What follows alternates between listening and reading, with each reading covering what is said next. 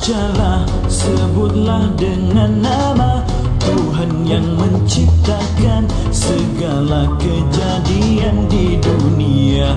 Bacalah, tulislah dengan pena wahyu yang diutuskan, risalah kebenaran untuk insan. Seluruh kasihnya telah Dia curahkan tulus suci, mengisi ruang hati bagai dalam dingin rindu berdekapan. Dengan kata syahdu kasih mesra bersatu. Apa yang kau tahu? Apa yang kau tahu? Apa yang kau tahu? Apa yang kau tahu? Apa yang kau tahu? Bacalah, lihatlah dengan mata selami sanubari putaran panorama hidup ini. Bacalah tipuan mata hati, bisikan penuh mimpi, melamar kelalaian tidak henti. Suruhan larangan telah Dia sampaikan, jangan pilih haluan di muka. Kelak arabah diri, duka menangisi, tanpa belas kasih disiksa saban waktu. Apa yang kau tahu? Apa yang kau tahu? Apa yang kau tahu? Apa yang kau tahu? Apa yang kau tahu? Akhirat menggami kisah silam, satu peristiwa Nabi bersendiri. Iqra diturunkan, Muhammad dikabarkan, tersuratlah sudah kalam dari Tuhan. Sekian kalinya detik waktu berlalu, apa terus berbakti untuk Dia, membalasi kasih syukur dengan nikmat, amal yang bertambah hikmahnya kan ketemu. Apa yang kau tahu? Apa yang kau tahu? Apa yang kau tahu? Apa yang kau tahu? Apa yang kau tahu? Syukur dengan nikmat, amal yang bertambah hikmahnya kan ketemu. Apa yang kau tahu?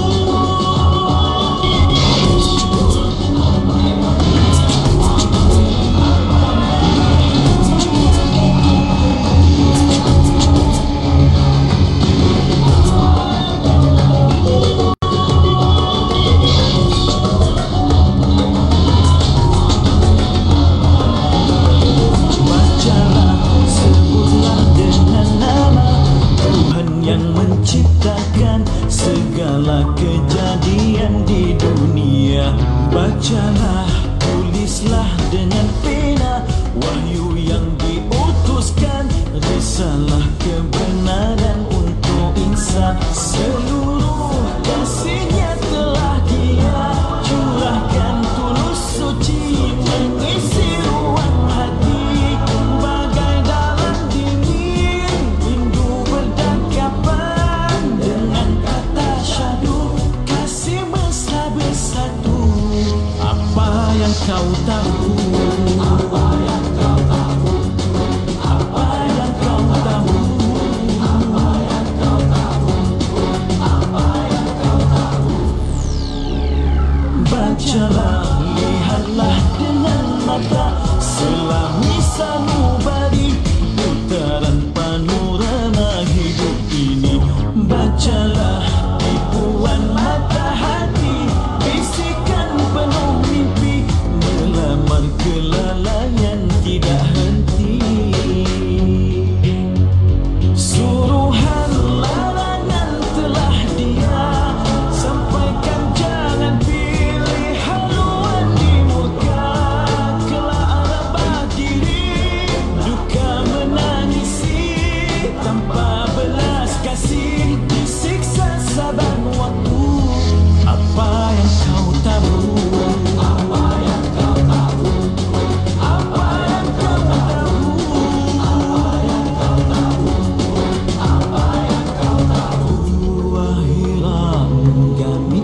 kisah silam, satu peristiwa Nabi bersendiri.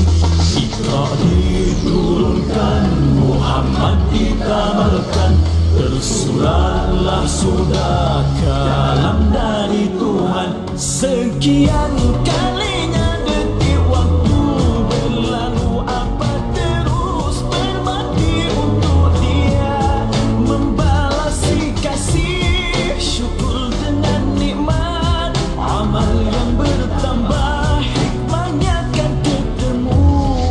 Apa yang kau tahu? Apa yang kau tahu? Apa yang kau tahu? Apa yang kau tahu? Apa yang kau tahu? Apa yang kau tahu?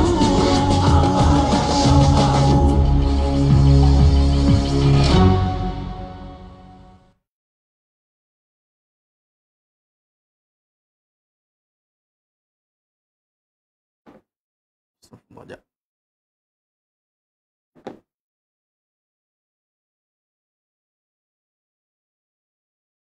Auzu. Wa- Ila ta'ala. Assalamualaikum warahmatullahi wabarakatuh. Bismillahirrahmanirrahim. Innal hamdalillah nahmaduhu wa nasta'inuhu wa nastaghfiruh. Wa na'udzu billahi min syururi anfusina wa min sayyiati a'malina. May yahdihillahu fala mudilla lahu wa may yudlil fala hadiyalah.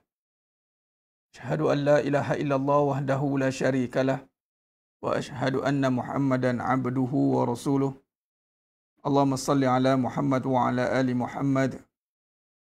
Rabbi yassir wa la tu'assir bi tammim bil khair. Rabbi shrah li sadri wa yassir li amri wahlul 'uqdatam min lisani yafqahu qawli. Allahumma aftah alaina hikmataka wa anshur alaina min khazaini rahmatika ya arhamar rahimin. Wallahu allazi la ilaha illa huwa alimul ghaibi wa syahadah wa rahmanur rahim.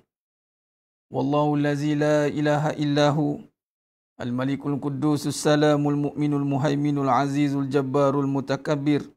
Subhanallah ya amma yushrikun. Wallahu al-khaliqul bari'ul musawwiru lahul asma'ul husna. Yusabbihu lahu ma fis samawati wal ardh wa huwal azizul hakim. Wala hawla wala quwwata illa billahil aliyyil azim. Wala manja minallah illa ilaih. Amma ba'du. Ayuhal muslimun, ittaqullah usikum wa iyaya bitaqwallah faqad fazal muttaqun. Alhamdulillah ala kulli hal, alhamdulillah ala kulli ni'mah. Bersyukur kita pada Allah Subhanahu wa taala dipertemukan kita lagi pada malam yang penuh barakah ini. Kita berada di malam Sayyidul Ayyam Yaumul Jum'ah, penghulu bagi segala hari, dan kita berada di bulan yang mulia, bulan Rajab. InsyaAllah tinggal beberapa hari lagi, berapa bulan lagi, sebulan lebih saja, dan menuju masuk ke madrasah Ramadan Al-Mubarak. Alhamdulillah, moga-moga Allah berkati kita di bulan Rajab ini, di bulan Syaban, dan Allah sampaikan kita hingga ke bulan Ramadan Al-Mubarak. Alhamdulillah, perbetulkan niat kita, insyaAllah perbetulkan niat untuk menuntut ilmu, tujuan kerana Allah, mengharapkan redha dan rahmatnya, mengeluarkan kita daripada kejahilan. Dan tajuk kita pada malam yang penuh barakah ini adalah bahaya ataupun penyakit kebodohan. Itu bahasa paling mudah nak faham, ataupun dalam bahasa jahil. Kemarin kita dah sentuh tentang mukadimah penggunaan ataupun tentang amanah akal. Amanah akal. Akal ni diberikan hanya kepada makhluk yang bernama manusia, khalifah. Manusia ni antara kelebihan yang besar itu adalah akal, yang membezakan daripada kejadian binatang. Dan kejadian-kejadian yang lain itu adalah akal. Akal ni besar peranannya, sedang jemaah yang dimuliakan Allah SWT. Sehingga kan Allah berkata, apabila manusia yang tidak menggunakan akal ni, kita boleh rujuk dalam surah Al-A'raf ayat 179. Apabila tak nak guna akal yang mana hati, qulubul la yafqahuna biha. Bila sebut akal ni menjurus kepada hati. Akal yang digunakan melihat kebenaran. Bila kita tak gunakan akal ni pada jalan kebenaran, tak gunakan pada amanah dia, maka Allah kata apa dalam surah Al-A'raf 19, ulaikal an'am balhum adall. Bahkan mereka lebih sesat daripada binatang, malah lebih teruk lagi. Ulaikal an'am balhum adall. Bahkan lebih sesat daripada binatang yang ada. Allahu Akbar. Jadi alhamdulillah, dalam siri kali ini, dalam pengajian yang seterusnya ini, kita akan membincangkan pada fasa yang kedua dalam perbincangan kehidupan. Kita ada 4 fasa perbincangan. Siddiq, amanah, fatanah, tabligh. Adapun siddiq itu membincangkan tentang lisan. Lisanul haq. Kalam-kalam kebenaran. Lisan. Adapun amanah ni akan membincangkan tentang akal sebenarnya. Apabila kita nak bincangkan tentang penggunaan dan amanah kepada akal, kemudian InsyaAllah diizinkan Allah, kita akan bincang pada fasa fatonah nanti kebijaksanaan. Dan terus pergi pada fasa tabligh, iaitu keseimbangan, wasata. Yang mana keseimbangan membawa kepada kesederhanaan. Kesederhanaan bukan bermaksud kekurangan, tetapi dalam bahasa mudahnya, sempurna. Allahumma salli ala Muhammad wa ala ali Muhammad. Baik, alhamdulillah, sedang memuliakan Allah SWT. Terima kasih kepada yang dah bersiaran pada malam ni, insya-Allah. Dan hari ini Mark Zuckerberg dia bagi satu setting baru. Saya pun tak tahu, ya admin pun tak tahu. Tiba-tiba dia bagi yang ada notification star. Ini ikutkan dia punya, ni kita tak minta kita tak cari. Ni saya nak terangkan dululah. Bukan kita request ke apa tak. Buka-buka tadi setting terus kata dah boleh ada star. Star tu adalah dia punya, dia panggil apa, manfaat dunia ni tu. Kan. Boleh bagi berapa banyak star boleh bagi tu. Masya Allah. Dan untuk pengetahuan semua, yang star-star ni memang yang star betul lah. Biasanya yang dapat star ni semua yang star-star. Yang ratus-ratus ribu punya, yang juta, yang live ribu-ribu. Allah. Ataupun kalau nak pun kena request. Subhanallah, inilah dia. Bila kita cerita bab tauhid, tuan-tuan, tauhid dan tasawuf. Ya, kita tak ramai tapi kita ada. Tu ayat dia. Tetapi itulah bukan yang dilihat daripada kuantiti, tetapi kualiti. Maka, subhanallah, tengok setting tadi dah ada star. Jadi di sudut kiri sekali tu, sebelah thumb up tu ada star. Bagilah star banyak-banyak. Tapi kena beli. Dulu star tu saya tengok tadi. Kena beli, lepas tu dia bagi star. Tak tahu lepas tu dikira macam mana, wallahualam. Tak tahu lah, kita pun tak ada nak berkehendak ke atas tu. Yang tahu kita nak gunakan platform Mark Zuckerberg ni, kita nak sampaikan apa saja yang boleh disampaikan dalam keadaan yang terhalang ini. PKP ni, PKP ni Allah takdirkan hikmah PKP yang besar ni, subhanallah, Allah izinkan kita wujud platform ini.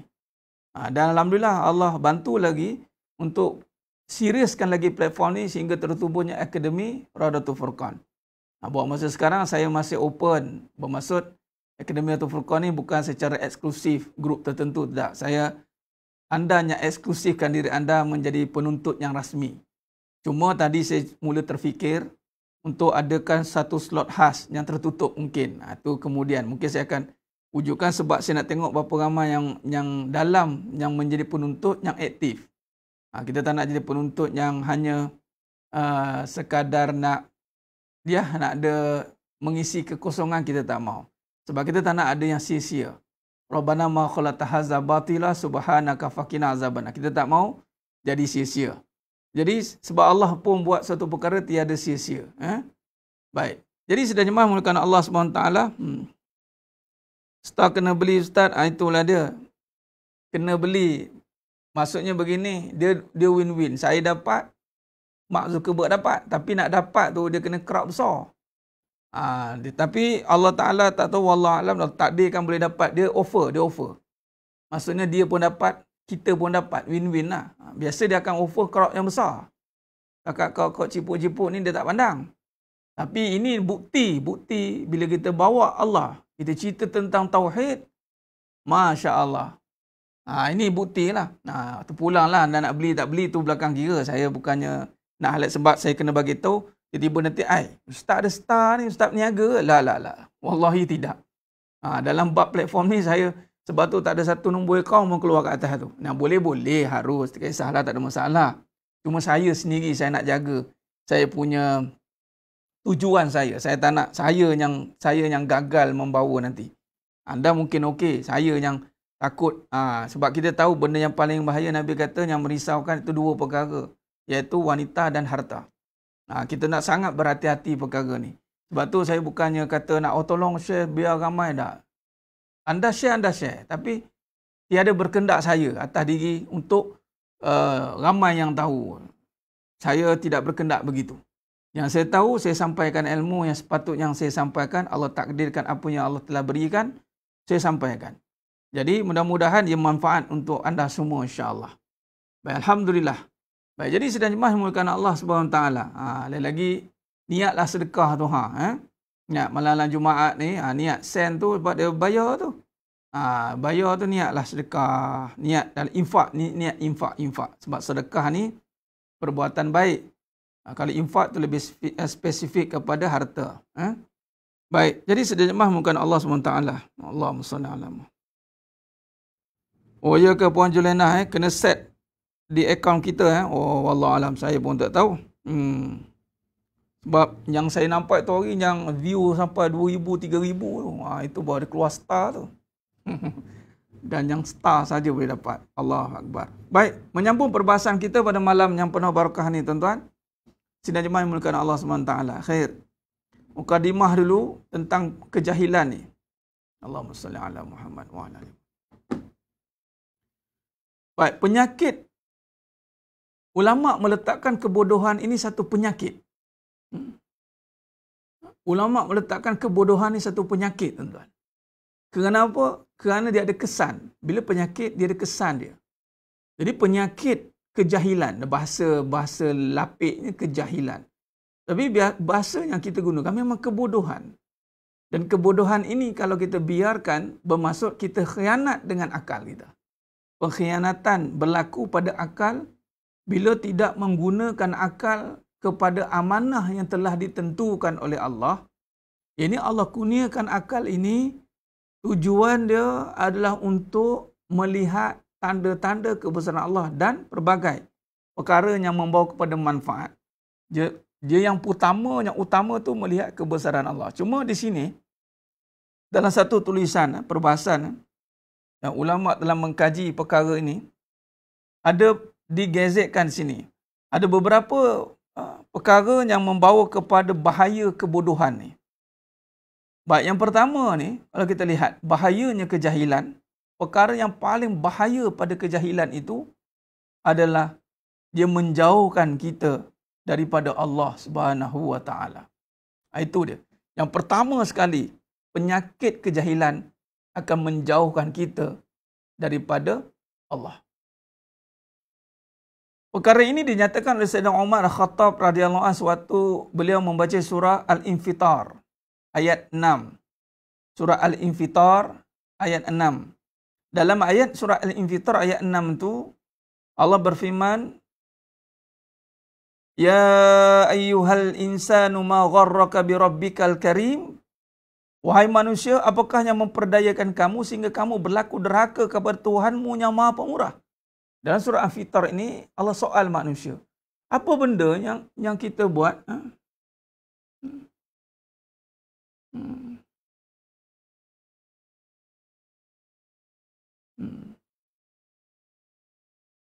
Ada setengah guru tak berapa. Itulah yang saya cakap.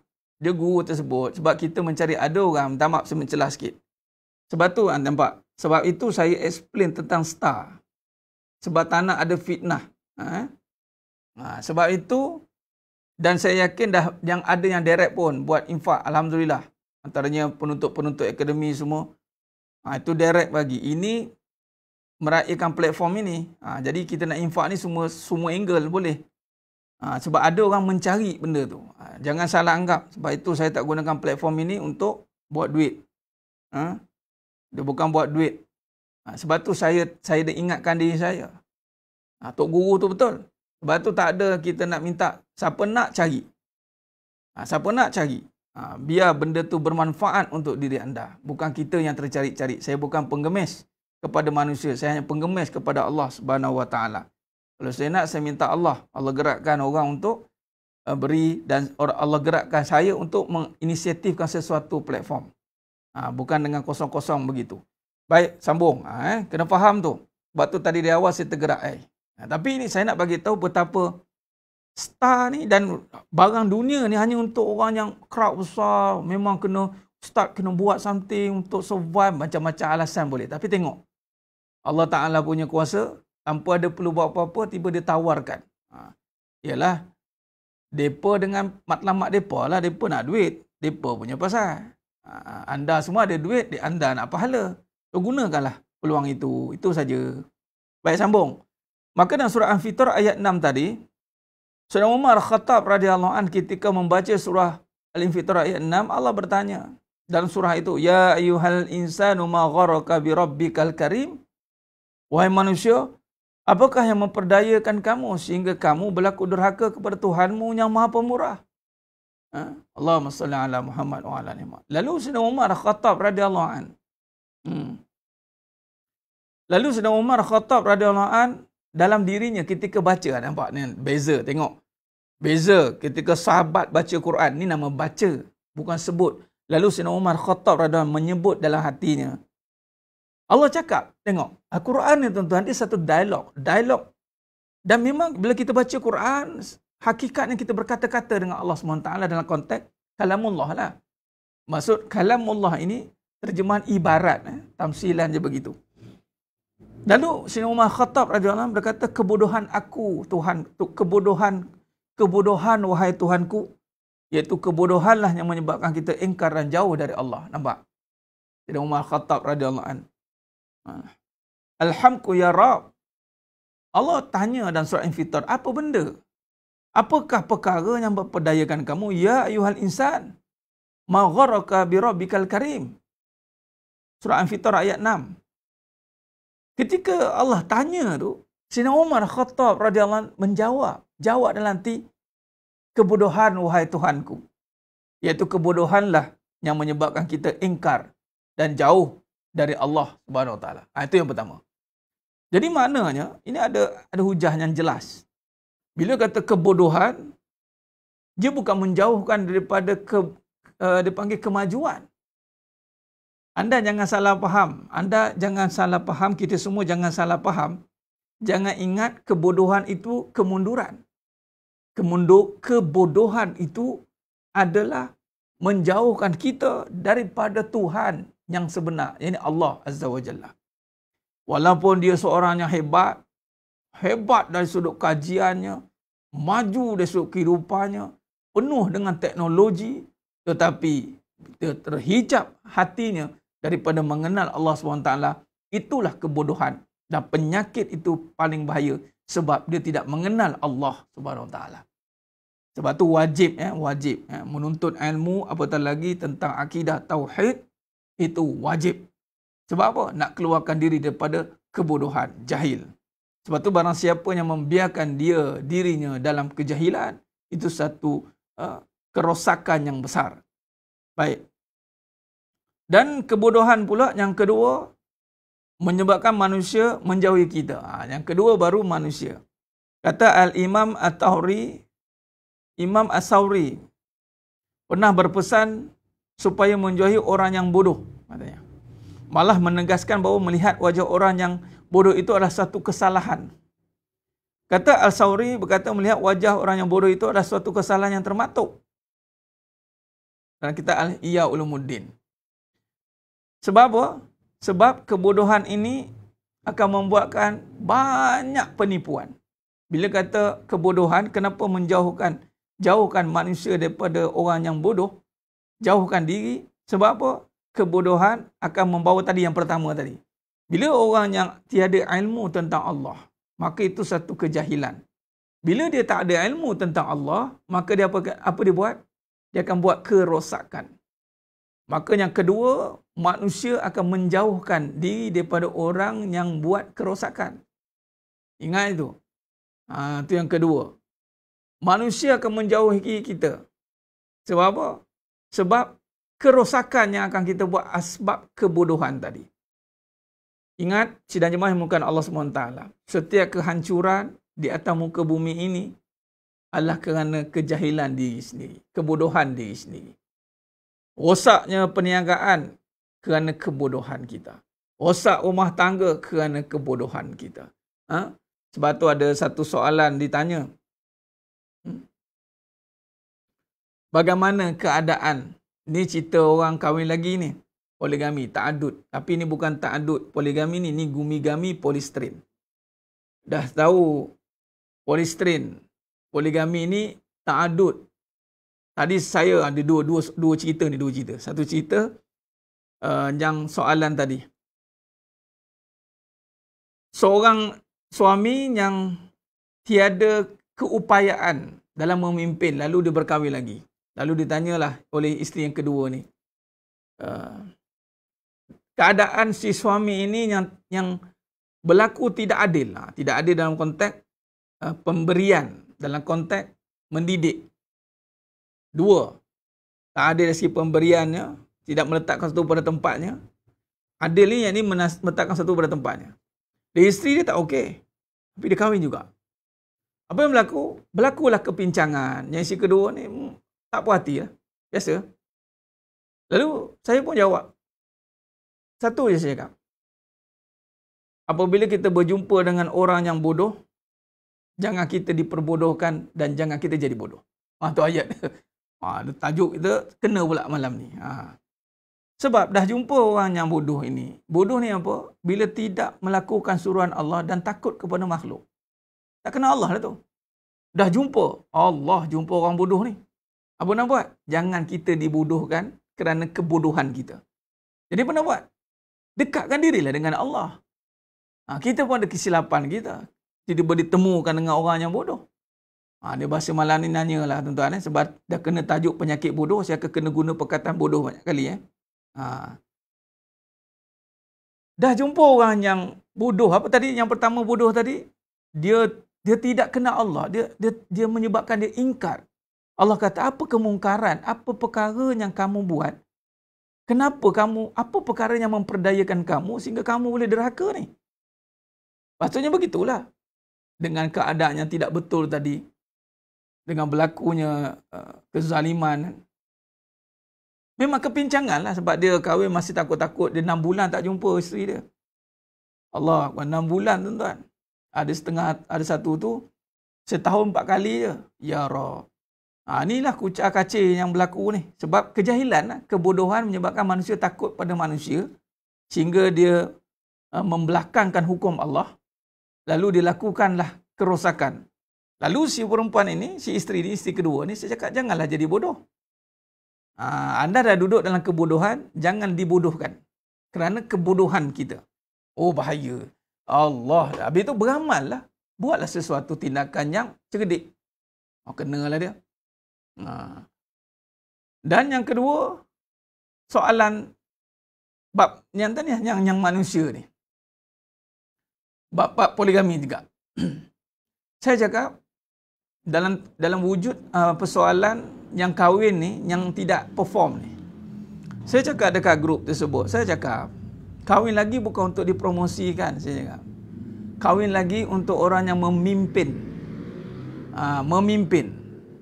Bila kata nak memimpin, perkara yang nak ditekankan itu mendidik isteri. Maka bila kita nak mendidik, nak menyuruh mendidik isteri, pastikan yang menyuruh tu isterinya terdidik.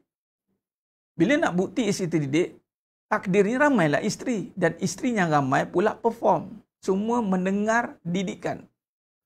Orang yang terdidik kan mendengar arahan, mendengar sami'na wa ata'na, ya bang, ya bang. Maknanya terdidik isteri tu. Jadi caranya adalah bukan menyuruh suruh kahwin lagi, menyuruh didik isteri. Jadi yang nak menyuruh didik isteri ni, pastikan dia pun mampu mendidik. Buktinya dia kena kahwin lebih lah. Jadi, kahwin lagi itu adalah membuktikan dia mampu mendidik. Dia kena faham. Saya perbetulkan baliklah hujah dan grup tu. Terdiamlah dia semua. Sebab kebanyakannya dalam tu lelaki lah. Semua grup tu lelaki. Duk mempermain-mainkan. Ini kebodohan ni. Menyebabkan manusia akan menjauhkan kita. Disebabkan kebodohan kita, perbuatan kita yang bodoh tadi, berumah tangga kerana kebodohan, maka orang jauh. Orang menjauh. Sebab apa? Kebodohan. Itu cerita dah. Sebab tu saya bagi tahu, saya tak kempen orang kahwin lagi. Saya kempen didik isteri. Dan ketika saya kempen didik isteri, orang akan tengok isteri saya. Satu je ke? Tak cukup dengan satu. Orang nak pastikan. Macam tu. Cuma, macam contohlah nak suruh didik anak, mengajar anak. Lalu orang tanya, berapa orang anak dia? Seorang? Nak cakap banyak nak suruh didik anak. Kita anak 8 orang lah. Anak seorang tu terdiam lah. Itulah contoh. Lagi-lagi pula yang tak ada anak. Nak nasihat orang yang ada anak. Lagi, diam terus lah. Nampak? Macam tu lah. Sebab tu, waktu saya bawa satu modul ke Jabatan Agama Islam Selangor dalam undang-undang rumah tangga keluarga, antara soalan yang pertama ditanya oleh penolong pengarah JAIS tersebut dalam undang-undang rumah tangga. Dia tanya, Ustaz, isteri berapa? Nak cerita soal isteri ni, isteri berapa? Tanya.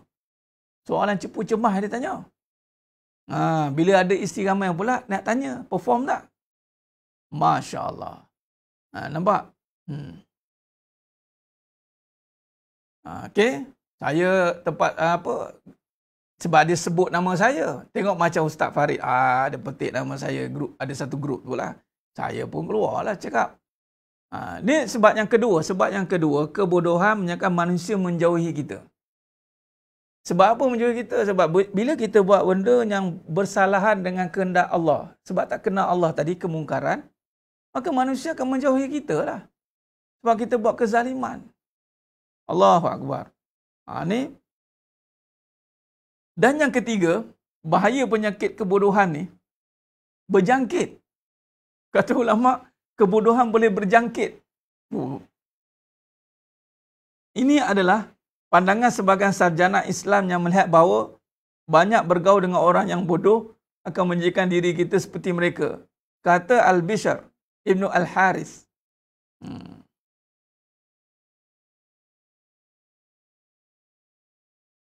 Sekiranya engkau banyak bergaul dengan mereka, engkau akan jadi seperti mereka, dan sekiranya engkau mendiamkan diri, maka engkau akan selamat dari mereka.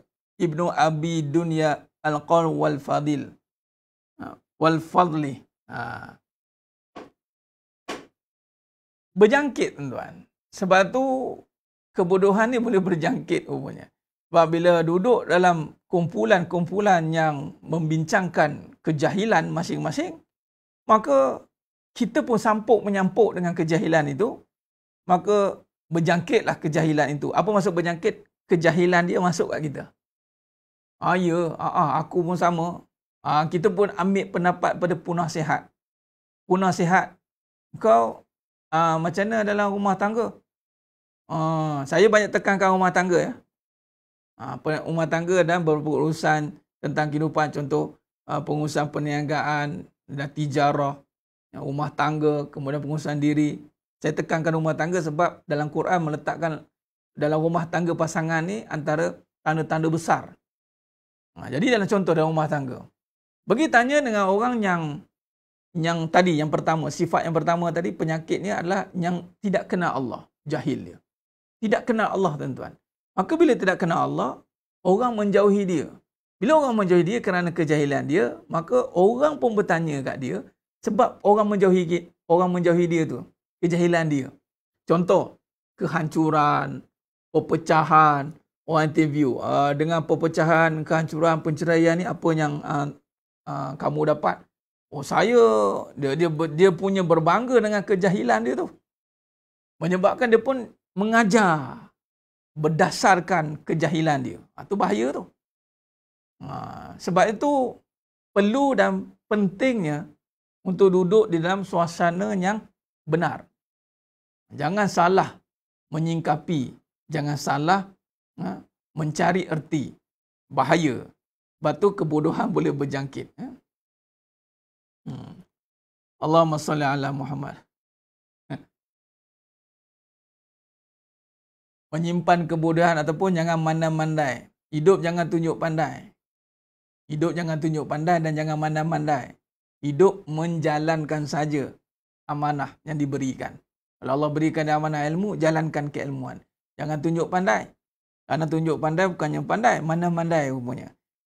Tu bahaya tu.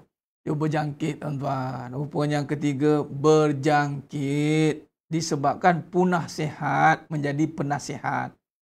Bertanya pula daripada kisah kegagalan. Ataupun aku dulu pernah berjaya, sekarang gagal lah. Kenapa tak nak cerita yang berjaya tanpa gagal? Siapa? Itulah para sahabat, para nabi dan rasul. Nabi dan rasul tidak pernah gagal, maksum. Para sahabat dididik oleh Nabi SAW, tidak pernah gagal. Maka era ketamadunan, kegemilangan umat waktu itu perfect. Tinggal lagi ketika jatuhnya Empayar Uthmaniyah 3 Mac 1924, itu kerana sebab apa? Sebab kejahilan, kebodohan, mula memilih kebendaan, meninggalkan hukum Tuhan, ini hukum Allah Subhanahu wa taala. Allahu akbar. Ini bahaya ni. Sangat bahaya. Allahumma salli ala Muhammad wa ala alihi. Itu yang ketiga. Yang keempat, kebodohan boleh menewaskan kita. Yang keempat, kebodohan boleh menewaskan kita. Sayyidina Umar Al-Khattab radhiyallahu anhu pernah menasihatkan kita supaya jangan berdebat dengan orang bodoh kerana dia akan menewaskan kita dengan kebodohannya. Kata Umar Al-Khattab radhiyallahu anhu, kata Umar Al-Khattab, jangan kamu berdebat dengan orang yang jahil kerana dia akan menewaskan kamu dengan kejahilannya. Dengan sebab itu Imam Syafi'i rahimahullah taala menukilkan syair yang menyebut, dan berdiam diri dari orang yang jahil atau orang yang bodoh itu adalah satu kemuliaan. Bukan kata sebab tu tadi jangan tunjuk pandai. Tak payah tunjuk pandai. Pandai itu milik Allah. Hikmah, bijaksana satu akhirat. Yang kedua, bijaksana menunjukkan milik Allah kebijaksanaan. Bila kita berbincang dengan orang yang tiada ilmu, contoh, bila tiada ilmu dalam perbincangan, maka kita cuba nak tunjuk, nak bagi tahulah kebenaran di situ. Ilmu Tapi disebabkan yang mendengar itu jahil dan dia mempertahankan kejahilan dia, maka kita akan ditewaskan oleh kejahilan dia. Tu bahaya. Ni siapa kata ni? Sayyidina Umar Al-Khattab radhiyallahu anhu. Dan kata Al-Imam Syafi'i rahimahullah taala mengatakan, berdiam diri dari orang jahil itu satu kemuliaan. Berdiam diri daripada orang jahil itu satu kemuliaan. Dan yang kelima, kebodohan itu tidak bertepi. Panggil apa? Kebodohan ni memang tak boleh buat bincang. Memang tak boleh buat bincangnya.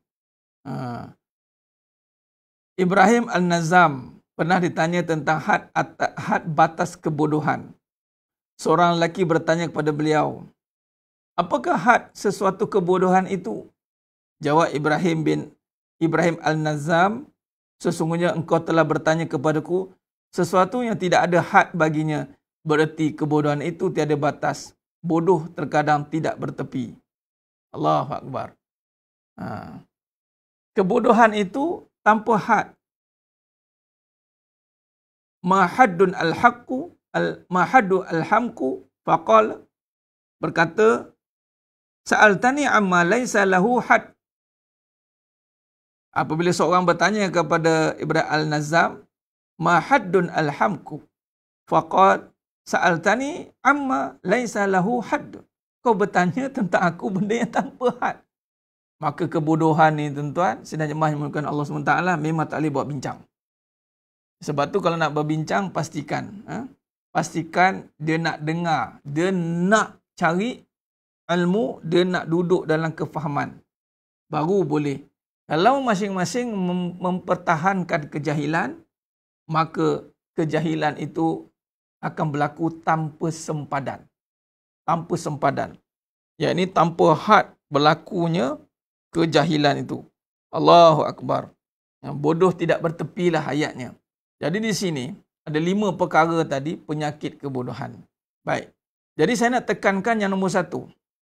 Saya nak tekankan yang nombor 1 yang utama. Kerana yang utama inilah sebenarnya kata kunci kepada semua perkara. Apa yang pertama tadi? Iaitu kebodohan menjauhkan kita daripada Allah Subhanahu wa ta'ala. Khair. Kalau kita lihat di sini, Allahumma salli ala Muhammad wa ala ali Muhammad. Khair. Baik. Jadi penyakit kepada kebodohan ni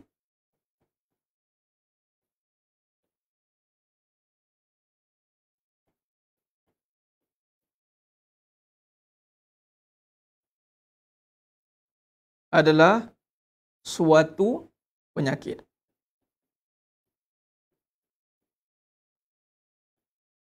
Ubat kepada penyakit ini adalah ilmu. Ubat kepada penyakit bodoh adalah ilmu. Lepas tu Nabi kata, talabal ilmu faridatan li kulli muslim. Baik, dalam kebodohan ini, ilmu, maka dikaitkan dengan akal.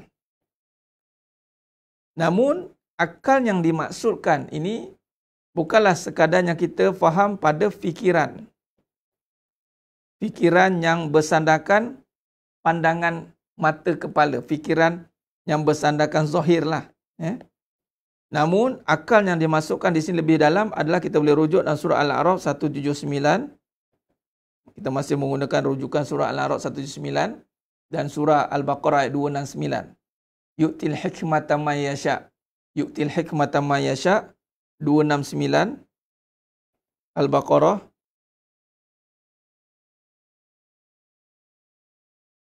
Allahumma salli ala Muhammad.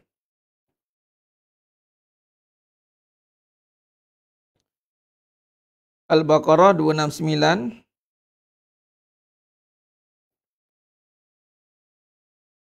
Al-A'raf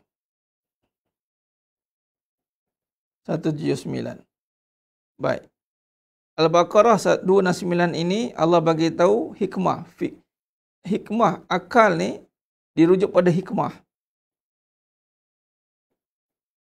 Iaitu kebijaksanaan akal yang mana menjelaskan kepada perbahasan tentang kefahaman. Tentang apa? Al-Quran dan As-Sunnah. Kefahaman tentang hukum lah. Itu dia. Baik. Dalam Al-A'raf 179, akal ini dirujuk kepada kefahaman faqih. Okey. Bila kata penyakit nak bagi faham ni, bila luar daripada kefahaman, mana dia kena ada faqih. Baik. Kenapa dikaitkan yang pertama tadi, penyakit bodoh ini, kejahilan ni, menjauhkan daripada Allah. Menjauhkan kita daripada Allah. Sebab apa? Sebab dalam surah Al-A'raf 179, Allah berfirman yang mana Allah menyatakan, وَلَقَدْ زَرَعْنَا لِجَهَنَّمَ كَثِيرًا مِنَ الْجِنِّ وَالْإِنسِ لَهُمْ قُلُوبٌ لَا يَفْقَهُونَ بِهَا. Dan akal ini, nak bagi faqih ni, lahum qulub. Apa dia? Qalbu. Apa dia? Jiwa. Jadi jiwa inilah yang menghalang ataupun jiwalah tempat duduknya kefahaman. Jadi bermaksud akal yang dimaksudkan di sini adalah dengan kefahaman.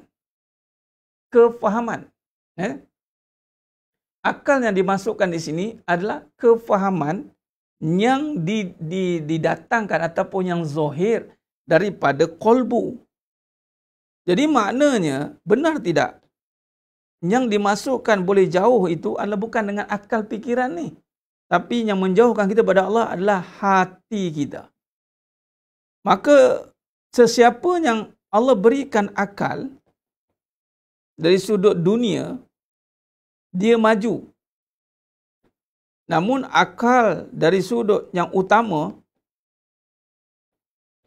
akal yang sudut utama, apa dia? Jiwa. Dia tidak mengenal Allah. Dia tidak mengenal hukum hakam. Dia tidak mengenal dosa pahala. Akal dari sudut dunia, ya. Dia takbir dunia, maju dunia. Katanya, oh canggih. Maju, kecanggihan dia panggil. Tetapi, kemajuan ini, dia tidak mendekatkan diri kepada Allah sekiranya jiwanya yang utama ini tidak kenal Allah, tidak kenal dosa pahala. Tidak kenal dia dosa pahala, dia tidak mengenal Allah, maka bagaimana dia nak mendapat satu kefahaman? Sebab itu, bila tiada kefahaman yang datang dari jiwa, sebab itu jangan terkejut sedang jemaah yang dimuliakan Allah Ta'ala. Yang tadi yang kedua, manusia menjauhi dia. Cuba lihat. Katalah yang pertama saya lihat rumah tangga.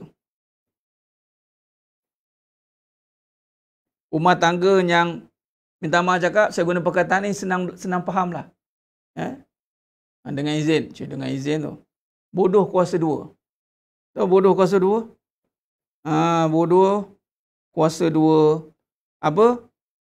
Pasangan sama, nak sama naik 2x5. Isteri pun sama, suami pun sama 2x5. Tu panggil bodoh kuasa dua. Jadi, rumah tangga ni, bila tak dibina dengan faham, dia tak bina kefahaman, tapi yang dibina kebendaan. Yang dibina adalah kebendaan. Yang kefahaman tak bina. Sebab itu, makin lama, cuba tuan-tuan tengok, makin lama tiada kefahaman, makin tidak sefahaman, makin tidak sefahaman, makin tidak sefahaman. Kenapa? Sedangkan walau kebendaan dah banyak nampaknya. Bertambah kebendaan dia. Nampak? Yang dibina kebendaan dari sudut harta, dari sudut rupa.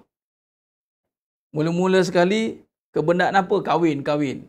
Kahwin dulu, bagi ada dulu. Kahwinlah dia. Berdua-dua ni kahwin. Faham tak bina? Jadi, nak bina dengan harta rupa. Harta bertambah. Rupa makin bertambah. Nampak gaya. Nak tengok gambar awal-awal kahwin dengan sekarang. Cantik lagi sekarang. Nampak kalau dulu, alah lu muka masing-masing. Nampak kan? Kalau tengok muka, Allah, tak ada rupa kadang tu kan? Tapi sekarang tengok rupa makin bagus. Nampak? Harta makin bagus. Sampai minta maaf cakap, kadang-kadang tu, awak ni isteri orang dah. Duk nayang cantik lagi, duk nayang tak tayang kat siapa pun tak tahu. Suami ada. Dia bangga dengan apa yang rupanya makin lama makin menawan itu. Lama-lama tak keruan. Tetapi nak bagi tahu, bila kata maju, rupa, benda sudah ada tapi faham tak ada. Akhirnya apa? Kami tidak sefahaman. Nampak? Menyebabkan tidak sefahaman. Sebab apa tak sefahaman? Tak ada harta, tak ada rupa. Kadang-kadang dua-dua, pasangan ideal, dua-dua. Tengok muka. Nampak? Harta bukan kaleng-kaleng. Tetapi tak sefahaman. Kerana apa? Tadi, kebodohan. Jawab malam ni ya, tolong terima telan. Tak sefahaman sebab kebodohan. Itu saja. Sebab kebodohan. Khianat akal. Allah bagi akal untuk kenal. Wa min ayatihi, Allah tanya. Dan surah Ar-Rum ayat 21. Anna khalaqalakum min anfusikum azwaja litaskunu ilaiha. Nampak tidak? Allah jadikan tanda-tanda dengan menjadikan kamu pasangan. Tapi tak nampak tanda. Tanda-tanda kuasa Allah tak nampak. Merujuk pada tadi surah Al-A'raf 179. Qulubul la yafqahuna biha. Lahum qulubul la yafqahuna biha. Walahum adhanu la yasma'una biha. Walahum a'yunun la yubsiruna biha. Dia mata dulu. Walahum a'yunun la yubsiruna biha. Walahum adhanu la yasma'una biha. Ada hati, ada mata, ada telinga. Tapi hati jahil, bodoh, tak faham, mata buta, telinga pekak, Bodoh, fakih, la yafqahuna biha. Tak nak faham tentang tanda kuasa Allah. Buta dalam melihat kuasa Allah. Pekak dalam mendengar ayat-ayat tentang Allah. La yasma'una biha, la yasma'una biha.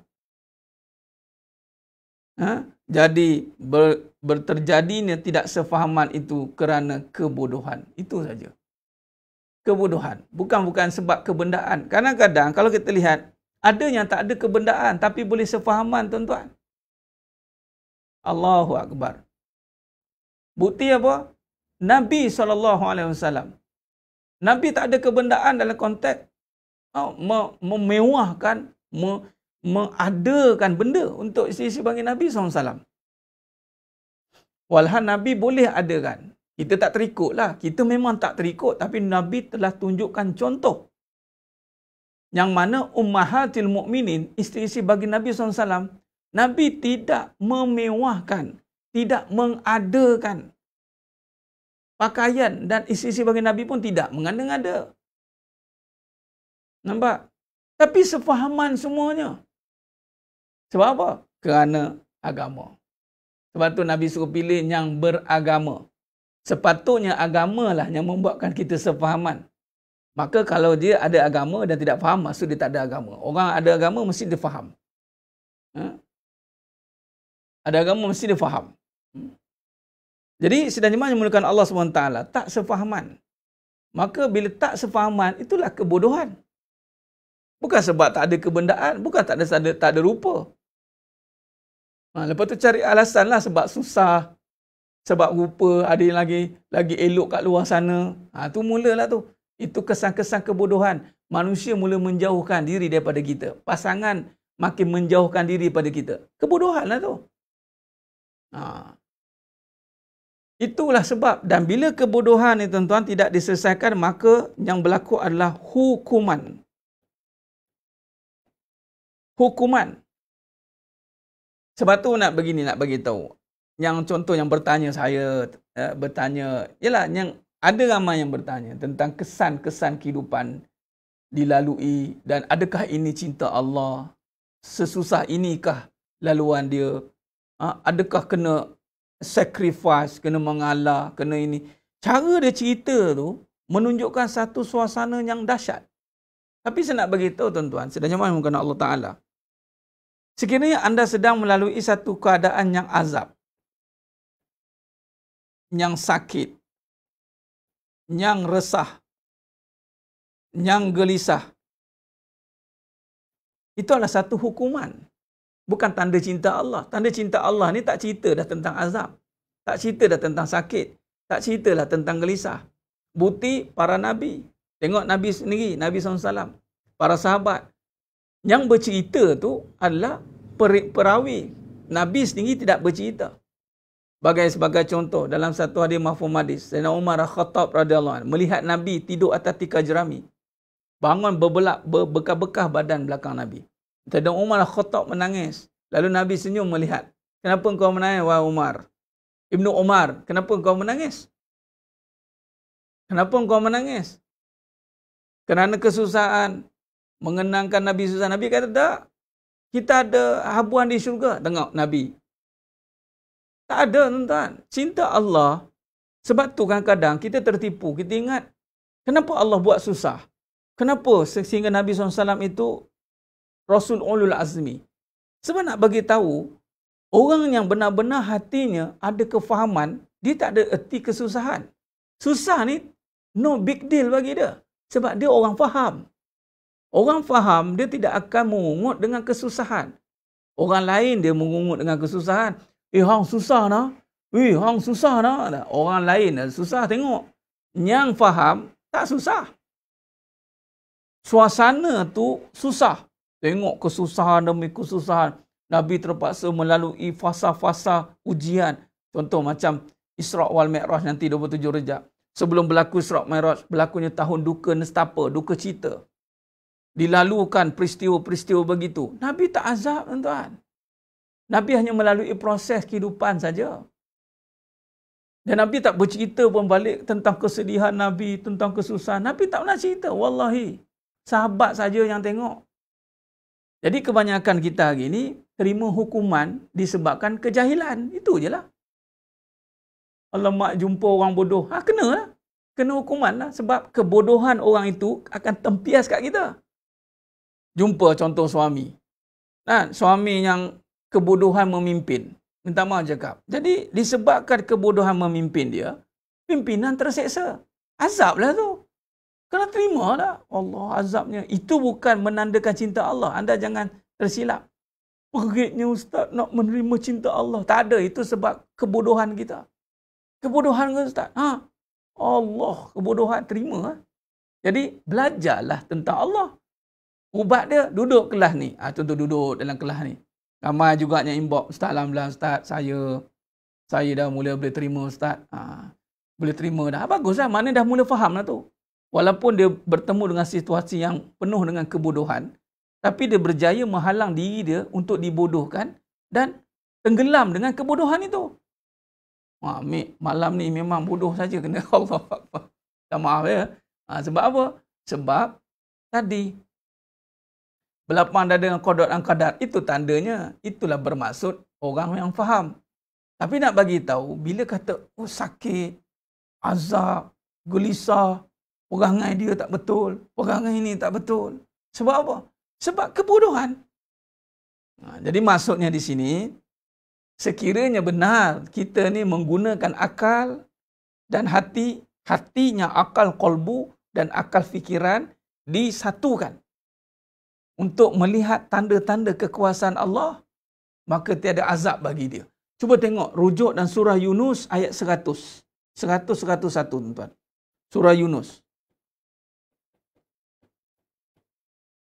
Ayat 100. Kata Allah,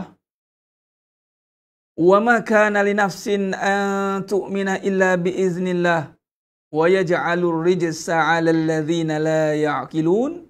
Dan tidak seorang pun akan beriman kecuali dengan izin Allah, dan Allah menimpakan azab kepada orang yang tidak memahami. Tidak seorang pun beriman tanpa izin Allah, Allah kata. Allah kata, "Wa ma kana li nafsin an tu'mina illa bi iznillah." Pertama, ayatnya Allah kata takkan ada orang beriman melainkan dengan izin Allah. Dan yang kedua Allah berkata, "Wa yaj'alur rijsa 'alal ladzina la ya'qilun." Dan Allah menimpakan azab kepada orang yang tidak memahami. Bayangkan tuan-tuan. Azab bagi yang tak nak faham. Saya tak faham lah Ustaz. Saya tak faham lah Ustaz. Bila tak faham tu dah azab dah. Sebab tu ambil faham, mengaji. Dan lagi bab hakikat kehidupan. Ambil faham bab hakikat kehidupan, belajar. Jangan duk mandai-mandai, duk lagi mempertahankan kejahilan. Dia buat-buat tak tahu, buat tak apa. Menutup kejahilan jiwa dengan pura-pura beramal. Tu hati-hati tu. Saya minta maaf, saya akan tekankan perkara itu. Sebab ini kelas, ini pengajian adalah menumpukan kekuatan dan kebersihan, ketulusan di dalam beramal. Kalau bab yang kita sentuh dalam amal khusus ataupun amal perbuatan, saya akan terangkan terus. Fadilah amalan itu, perbuatan amalan itu untuk apa. Cuma, bila saya sentuh dalam bab macam ni, saya terpaksa cakap, hati-hati jangan tutup kejahilan, kebodohan dengan pura-pura beramal. Ini yang berlaku. Nanti saya akan cerita tentang kaum Ruwaibidah semua. Cerita tentang munafik, cerita tentang suq, cerita tentang akhir zaman macam-macam. Nampak macam beramal, nampak macam, tetapi jahil di dalam jiwa dia. Azab dia. Orang tak puji dia, azab. Orang cabar dia, azab. Orang saing dengan dia, azab. Ada pesaing, jemah, tiba-tiba temah masuk, azab. Apa hal ni temah pula ni? Abang kata jemah je, kenapa jijah pula? Jijah ni siapa? Marah, azab, sebab tak faham. Suruh faham, tak mau faham. Tak payah faham lah. Yang kena saya. Lepas tu cari pula ilmu untuk menutup ketidakpuasan hati dia itu dengan hujah-hujah yang digariskan. Dia cari hujah-hujah yang sesuai dengan diri dia, tapi tak selesai juga kefahaman dia. Masih lagi terbelenggu dengan kejahilan. Itu yang bahaya. Allahu Akbar. Surah Yunus ayat 100. Tuan Allah beritahu. Allah akan timpakan azab bagi orang tidak faham. Lalu Allah kata dalam surah Yunus ayat 101, masih dalam surah Yunus ayat 101. Apa kata Allah? Allah kata apa? Kulin zuru madza fis samawati wal ard. Katakanlah, perhatikanlah apa yang ada di langit dan di bumi. Wa ma tughnil ayat wan nuzuru an qaumin la yu'minun. Kata Allah. Wa ma tughnil ayat, tidaklah mereka melihat, tidaklah bermanfaat tanda-tanda kebesaran Allah. Wa ma tughnil ayat wan nuzuru an qaumin la yu'minun. Allah bagi tahu, dan rasul-rasulnya memberi peringatan bagi orang yang tidak beriman.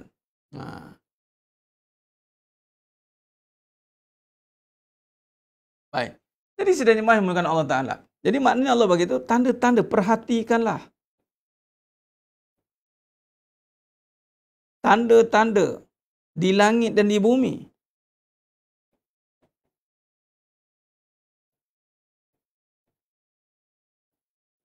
Nampak? Tanda di langit dan di bumi. Jadi sedang jemaah yang memuliakan Allah Subhanahu Wa Taala. Bila kita tengok di sini jelas. Bila kata Allahumma salli ala Muhammad wa ala ali Muhammad. Khair.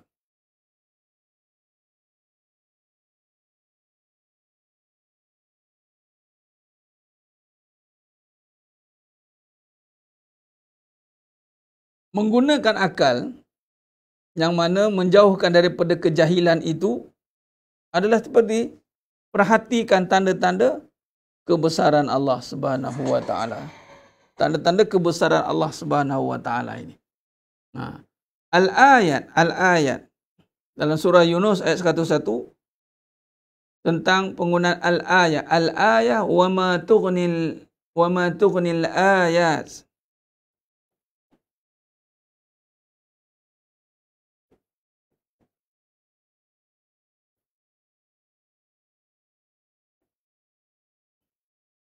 Al-ayat ialah kata jana pada at-ta'yi yang bererti tetap dan tegak atas sesuatu. Ada juga yang mengatakan bahawa bangunan tempat yang tinggi disebut sebagai istana-istana. Tentang ini dinamakan tanda. Tanda. Yang mana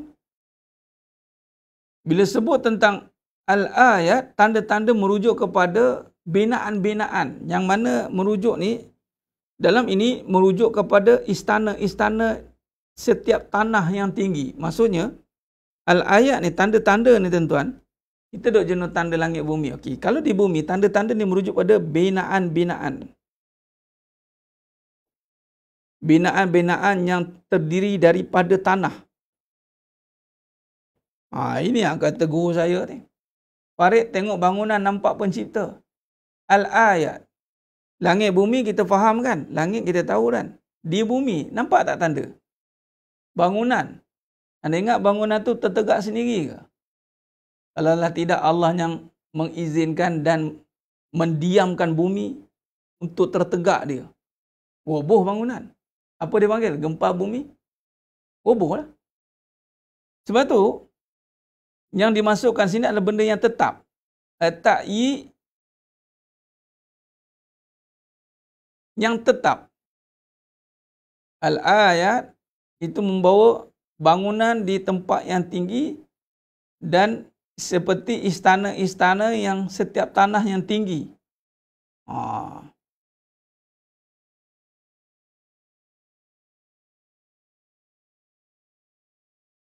Baik. Merujuk kepada binaan-binaan yang megah.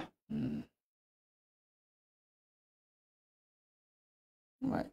Jadi sedang jemaah yang muliakan Allah Subhanahu Wa Taala. Dan dalam tafsir Ibnu Katsir memikirkan tanda-tanda kekuasaan Allah SWT. Dalam surah Yunus ayat 100 tadi, surah Yunus ayat 100 tadi ini dalam tafsir Ibnu Katsir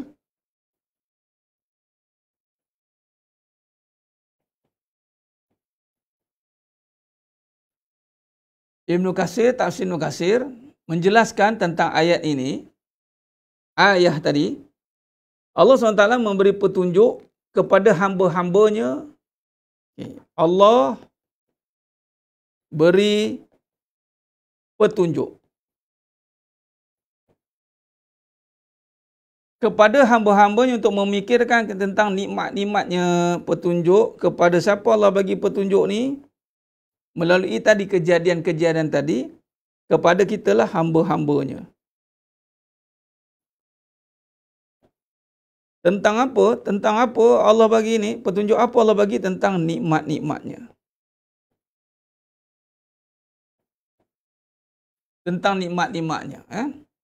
Yang mana, dan dia telah menciptakan ini, Allah menciptakan langit dan bumi melalui ayat-ayat agung untuk orang yang berakal. Jadi Allah menjadikan langit dan bumi menggunakan tanda-tanda yang agung. Jadi daripada kejadian-kejadian ni, sehingga kita terzahir keagungan Allah. Tetapi hanya untuk orang yang berakal. Maknanya bayangkan tuan-tuan, sebenarnya menyembuhkan Allah SWT. Bila kita tidak ada kefahaman begini, bagaimana kita nak melihat tanda-tanda kebesaran Allah? Maka ciri atau penyakit yang pertama, yang ini jauh daripada Allah. Dengan kejadian Allah sepatutnya kita makin dekat. Tetapi dengan kejadian itu jugalah kita menyia-nyiakan saja. Kita tidak mengambil iktibar. Dan ini sangat dikecam. Sangat menjadi satu perkara yang sangat dimurkai oleh Allah SWT. Sebab itu Allah kata dalam surah Yunus ayat 100 tadi, azab bagi mereka yang tidak memahami. Dan di sini kata dalam tafsir Ibnu Katsir lagi, yang ada di langit berupa bintang-bintang yang bersinar, yang tetap, yang bergerak, matahari, bulan, malam dan siang serta pergantian kedua-duanya, memasukkan yang satu ke dalam yang lain, sehingga yang satu panjang dan yang lain pendek, kemudian memendekkan yang satu dan membanyakkan yang lain, meninggikan langit, membuatkannya luas, indah dan penuh hiasan. Allahu Akbar. Hujannya Allah SWT turunkan kepada langit, menghidupkan bumi setelah matinya, mengeluarkan daripadanya pohon-pohon dan buah-buahan, tanam-tanaman, bunga-bungaan dan pelbagai tumbuh-tumbuhan, serta Allah SWT menciptakan di dalamnya binatang-binatang yang pelbagai beragam bentuknya, warna dan manfaatnya. Allah SWT menciptakan di atasnya gunung-gunung, sungai-sungai, hutan, kota, padang pasir. Allah SWT menciptakan di lautan keajaiban-keajaiban, ombak-ombak. Meskipun demikian, laut itu tunduk dan jinak untuk orang yang mengharunginya, membawa perahu mereka dan melayar dengan perlahan, menepati pengaturan zat yang maha kuasa. Tiada Tuhan selain Allah dan tidak ada Rabb selainnya. Tu detail tuan-tuan. Allah Akbar. Laut yang bergelora, bumi, langit, matahari, semua tunduk kepada kebesaran Allah Ta'ala. Tiba-tiba manusia yang boleh hilang campak di lombong. Bukan di lombong, di sungai pun hanyut, di laut pun tenggelam, di lombong pun hilang, tiba-tiba melawan Allah SWT. Itu yang kata surat Infitar ayat 6 tadi. Sayyidina Umar Al-Khattab radhiyallahu anhu, ketika Allah tanya, wahai manusia, apa yang menyebabkan kamu derhaka ni? Lalu Sayyidina Umar Al-Khattab radhiyallahu anhu kata, kerana kejahilan, kerana kebodohan. Bodohnya kita sehingga kita berani nak lawan perintah Allah. Berani kita. Sedangkan dengan angin kita kalah. Dengan angin kalah kita. Dengan air kalah kita. Nak kata, alah ustaz itu yang besar-besar. Okey, kita ambil yang kecil. Apa dia? COVID. COVID pun kalah. Dengan COVID kalah kita. Padahal COVID tuan-tuan, kecil. Tapi yang kecil pun kalah, yang besar pun kalah. Itu bila tak ada Allah tu dia mengalah tu. Bila tak ada Allah dia mengalah. Allahu Akbar. Yang kecil pun kalah, yang besar pun kalah. Tak ada Allah dia mengalah. Habislah mengalah. Saya tak ada apa-apa ustaz. Sebab apa? Sebab dia tak ada Allah. Dia tak guna akal, patut guna akal fikiran yang berorientasikan iman, yang merenung kejadian satu persatunya Allah jadikan. Allazina yazkuruna Allah qiyaman wa qu'udan wa ala junubihim wa yatafakkaruna fi khalqis samawati wal ard Rabbana ma khalaqta hadza batila subhanaka faqina azabannar. Tak ada tuan-tuan. Subhanallah. Ha? Ini yang nak kita gunakan akal ni tuan-tuan. Akal Allah. Dengan Allah serba-serbi kalah. Dengan ikan kalah kita. Semualah dengan ciptaan Allah. Kalah kita. Tapi bila kita menang? Bila kita ada Allah. Bila kita ada Allah, Allah berikan kehebatan, akal untuk menundukkan balik dunia-dunia tadi. Tuan-tuan sedang jemaahnya muliakan Allah Ta'ala. Manusia yang menundukkan balik kejadian Allah tu. Manusia menundukkan laut dengan membina pelantar, membuat satu binaan yang boleh meluncur laju di atas lautan. Manusia Allah berikan kelebihan membina satu pesawat yang boleh menerobos udara di atas. Membina macam-macam teknologi. Tetapi semua itu menandakan siapa? Menandakan kita hebat. Yang asalnya kita tidak tahu, tuan-tuan. Apa yang kau tahu? Alamal insana ma lam ya'lam. Lam ya'lam. Lam ya'lam. Dan surah Ayatul Kursi pun. Allah bagi tahu yang menguasai ilmu tu aku. Tapi manusia hari ini, Allahu Akbar, ternyata kebodohannya. Sebab tu akhir zaman kemunduran manusia semakin jelas ternyata di saat kemodenan manusia semakin menjadi-jadi, tetapi manusia semakin mundur dari segi kepercayaan. Allahu Akbar. Jadi sedang jemaah yang dimuliakan Allah Subhanahu wa taala. Ini dan semua perkara ini tidak akan diambil iktibar melainkan hanya tidaklah bermanfaat tanda-tanda kebesaran Allah SWT itu. Dan Rasul-Rasulnya memberi peringatan bagi orang tidak beriman, iaitu tidak akan manfaat. Yang mana orang yang tidak percaya ni, yang tak guna, yang hatinya ada keraguan, tuan-tuan. Bila hati dia ada keraguan, ada syak, bila dinyatakan contoh-contoh kebesaran ni, dia tetap tidak bermanfaat.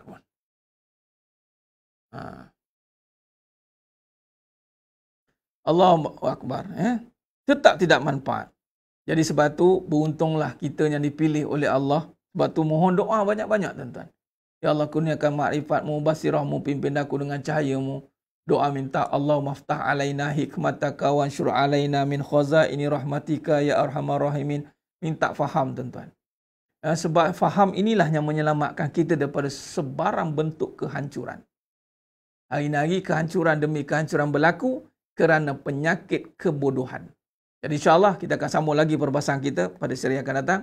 Kita dalam banyak lagi cerita lagi, contoh-contoh yang saya nak ceritakan tentang dalil-dalil lagi. Bagaimana bahayanya penyakit kebodohan. Baik, jadi insyaAllah terima kasih banyak kepada semua yang menonton pada malam ni. Alhamdulillah. Lagi sekali suka dinyatakan mana yang mungkin ada baru menonton ni, ada notification star di bawah tu, tidaklah bermaksud saya yang mewujudkannya, pihak admin ke mewujud tidak, ini dikurniakan. Dunia ni bila diberikan itu jadi digunakan untuk jalan dakwah agama, dia akan jadi manfaat. Kita tak minta, biasanya benda tu datang dengan crowd yang ramai. Dia kena crowd ramai baru masyuk dia panggil. Kalau orang fikir duit lah. Tapi ini kita tak ramai. Tapi ada. Tapi itulah Allah Ta'ala, kualiti. Sebab yang dalam ni semuanya kaya raya. Jutawan semua. Lebih pada jutawan. Sebab apa? Jiwanya bebas daripada kebendaan. Itulah kaya. Laisal ghina an kasratil arad walakinnal ghina an nafs. Tidaklah kaya itu dengan banyaknya harta. Akan tapi kaya itu dengan jiwa. Jiwa yang tidak terikat dengan sebarang bentuk kebendaan. Walaupun di tangannya, hidupannya, itu ada kebendaan, tidak terikat. Walaupun dia tiada kebendaan pun tidak terikat. Itu penting. Jadi, Alhamdulillah, syukur pada Allah SWT. Ini satu lagi perkembangan dari sudut bentuk dunia lah. Kita punya page ni dalam perhatian Mark Zuckerberg. Alhamdulillah untuk pengetahuan semua, pihak admin lah, tim, buat apa dengan UMG, Universal Media UMG Group, Universal Media Group. Ni internasional, lagunya kita pakai Raihan tu, kan, Imam Mutiara tu. Alhamdulillah pihak admin tulis minta izin dan mereka bagi. Mereka lepaskan pakai. Kalau tidak, itu pun tersebab kadang-kadang ada yang terhalang notification lah, macam-macam lah terhalang itu. Kemungkinan mungkinlah kita tak ada niat untuk memperdagangkan buat apa-apa, kita memang niat untuk belajar. Alhamdulillah dia bagi izin. Universal Media Group. Itu internasional. No? Alhamdulillah. Itulah mudah-mudahan dengan kesungguhan anda semua. Dan kita kena sama-sama bersungguh. Anda sungguh belajar menuntut dan saya sungguh memberinya tanpa ada keterbatasan. Kita nak keluar daripada penyakit kejahilan ni, apatah lagi kita di akhir zaman. Kita kena semangat, minta Allah bantu kita tetapkan dengan kekuatan ini untuk terus kita berada dalam suasana majlis ilmu ni, insya-Allah. Jadi sama-samalah kita berada dalam suasana bi'ah majlis ilmu ni, kerana inilah benteng kita.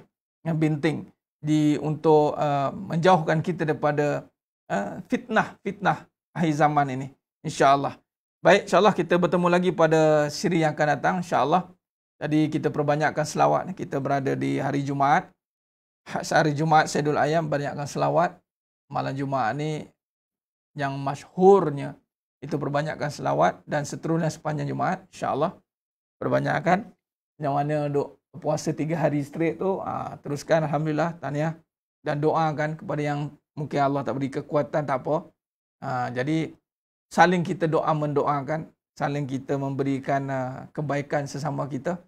InsyaAllah, moga-moga Allah rahmati kita semua. Baik, cukup setakat tu dulu. Ampun maaf di atas segala kekurangan, terkasar kata, terkurang bicara. Malam ni banyak sebut perkataan bodoh itu, tapi mohon terkasarlah. Lain sekali, tak ada niat apa, adalah untuk memberi kesedaran. Yang bercakap pun sedar, yang mendengar pun sedar, sama-sama kita sedar, insya-Allah. Khair. Baik, insya-Allah aku qauli hadza wa astaghfirullahalazim li wa lakum wa billahi taufiq wal hidayah. Assalamualaikum warahmatullahi wabarakatuh. Kita tangguh dengan tasbih farah dan suratul Asr. Subhanakallahumma wa bihamdik, asyhadu an la ilaha illa anta, astaghfiruka wa atubu ilaik. Bismillahirrahmanirrahim. Wal 'asr. Innal insana fi khusr.